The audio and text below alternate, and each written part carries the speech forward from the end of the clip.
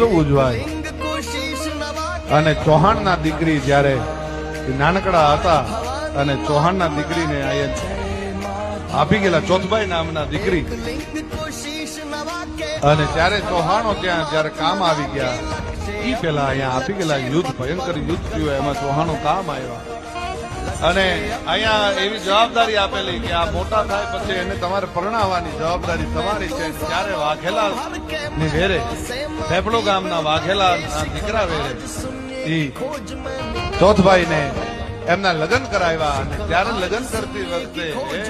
ધર્મનો માનેલો તો ખરો પણ હારો હાર જવતલો એમો રાઠોડ નો દીકરો અને ઈ રાઠોડો ત્યારથી ઈ સમયથી આજ સુધી રાઠોડો એ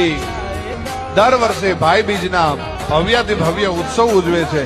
એકાદી વાર તો હું પણ એ ઉત્સવ ઉજવવા અને ઘોડે સવારી કરવા માટે આવવાની મારી અંદરથી